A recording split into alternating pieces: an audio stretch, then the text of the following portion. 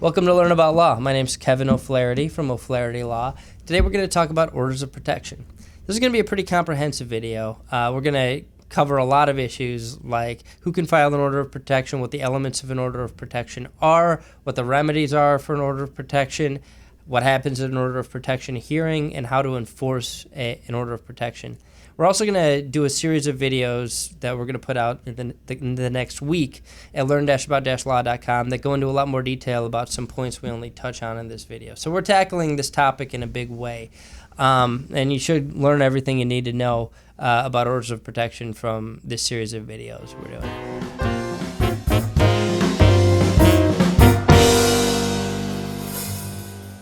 Let's start by talking about what an order of protection is. An order of protection is an order issued by an Illinois court with the purpose of preventing abuse of the petitioner or another protected party at the hands of a family or household member. You should note that the definition of abuse is very broad.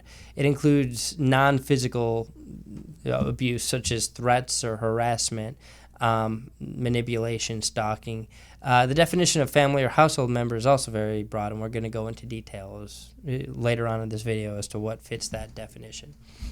So in order to successfully receive an order of protection, there's three elements that have to be true.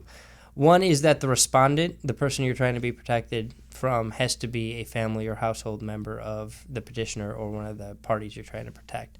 The second is that the respondent has to have abused the petitioner or one of the protected parties, and bear in mind, again, the definition of abuse is very broad. The third element is that the court has to have jurisdiction to hear the case. So let's first talk about who can file a petition for order of protection. There's three different categories of people that can file a petition for order of protection. One is someone who has themselves been abused by a family member or member of their household. Another is someone who's filing on behalf of a minor child or an adult who's been abused, but that the adult can't file because of health or disability or inaccessibility or age. So you're filing on behalf of another party. The third category is someone filing on behalf of a high-risk adult with disabilities who has been abused, neglected, or exploited by a family member or member of their household. And we've got an article and video coming later this week that's going to go into a lot of detail about neglect, abuse, and exploitation of high-risk disabled adults. So we won't touch on that too much. That's kind of a separate issue, but we'll deal with that in a future video. So check back later on this week for that. Illinois courts construe the term family member liberally. Let's talk about who can be considered a family or household member for the purpose of an Illinois order of protection. Remember, this is important because orders of protection are only intended to protect against abuse by family or household members. So family or household members include spouses, former spouses, parents, children, stepchildren, or anyone else related by blood or current or past marriages. People who currently or previously shared a dwelling, people who actually or allegedly have a child in common or share a blood relationship through a child, people who are dating or have previously dated or are engaged or have been previously engaged, and finally, people with disabilities and their caregivers and personal assistants. So again, you can see the definition of family or household member is very broad. It doesn't have to be a current member of your household. It can be even someone you just previously dated. Again, the second element is that there had to have been abuse, or in the case of a high-risk adult, abuse, neglect, or exploitation in the past in order for a future order of protection to be issued. We've got a video coming up later this week about what constitutes abuse, and again, that's very broad. It's much more than just physical abuse. And then, like we said, there's a second video that we're doing that deals with neglect and exploitation of high-risk adults. So we're going to punt on that issue for this video, but check back at learn-about-law.com for our videos that go into depth on these topics.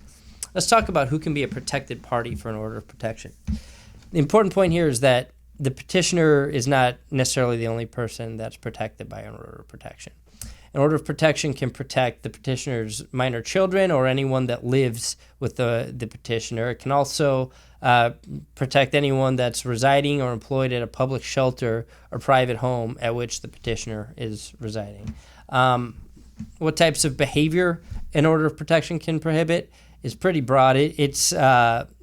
we've got a video coming up on this as well, but again, it can prohibit all sorts of behavior that's classified as abuse. The order of protection can require that someone stay a certain distance away from the petitioner, that they change schools or workplaces if the petitioner has a shared school or workplace. The order of protection can offer exclusive possession to the petitioner of a shared residence, and it can also divide up personal property. It can resolve issues of child support and maintenance. So there's a lot of things that an order of protection can do. And again, we've got a future video on that, so we're not going to go into too much detail. But there's a wide range of remedies that can be offered in an order of protection. Let's talk about what factors courts consider in order of protection hearings.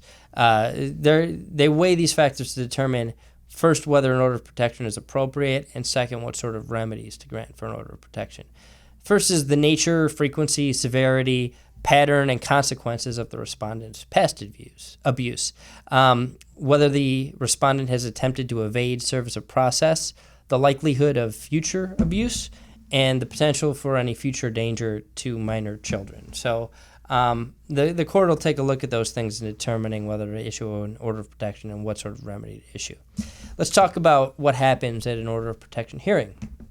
Now, the order of protection hearings in Illinois are governed by the Illinois Rules of Civil Procedure. So we have a lot of videos at learn-about-law.com about discovery process, the motion process, and basically civil litigation and how that works.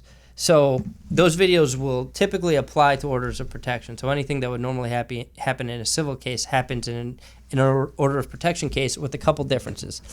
First is that there's no right to a jury trial in an order of protection hearing. The rationale is that jury trials take a lot longer and have more expense associated with them. And in an order of protection hearing, we're trying to get a quick resolution to protect the people that need to be protected. The second is that even though the rules of civil procedure generally apply, an order of protection hearing is an expedited proceeding. So a continuance is something that basically delays the case, kicks the case out for a month or two in a civil proceeding. So rather than have a hearing, the defendant may require a continuance to review the case, respond to discovery, and they're typically granted. But in an order of protection proceeding, continuances are only granted for good cause shown and are kept to a shorter duration than they are in civil litigation. In addition, courts will reserve judgment on any issues that are required to have a continuance issued for them. So things that can't be resolved at the present hearing, they'll reserve judgment on those issues, but they'll resolve any issues that can be resolved. So unlike typical civil litigation where all of the issues are resolved at once at the end, the courts will have a hearing on anything they can have a hearing on at the current court date, and only continue issues that need to be continued, so they can resolve things partially. And the idea is to get the order of protection entered and protect the parties protected as soon as possible. Let's talk about how long an order of protection will be effective for. There's three types of orders of protection, and again, we have an upcoming video that deals with emergency orders of protection and interim orders of protection. What we're talking about today is plenary orders of protection. A plenary order of protection is the final order of protection that's entered after service of process and a hearing on the merits, and there's a wide range of remedies that's offered for that. An emergency order of protection is basically a temporary order that's good for a minimum of 14 days, a maximum of 21 days, and that's the purpose is to get some protection for the protected parties before the respondent can actually be served with process. So they still have to receive notice of the emergency order, but the emergency order is something that can be issued without the respondent present before they've even been served with notice, and it's a temporary thing to last for 14 to 21 days to get to the point where the respondent is served with process. An interim order of protection is kind of the next step. Once the respondent is served with process, interim orders of protection get you from the point of the service of process to the final hearing on the merits until a final plenary order of protection is entered. Interim orders of protection last for 30 days, and they can be renewed if there's continuances and a delay in entering the final plenary order of protection. Plenary orders of protection, which again are the final order in the case, are effective for however long the court orders in the order of protection, with a maximum of 2 years. There's a couple exceptions to the 2-year maximum. One is that if the order of protection is being entered in conjunction with a marital dissolution proceeding, the order of protection can last for the duration of the final order of dissolution of marriage, which can be for several years. If the order of protection is entered in conjunction with a civil case, the order of protection can last for longer than 2 years if the civil case lasts for longer than 2 years. So it can be tied to the duration of the civil case. Finally, let's talk about how to enforce an order of protection.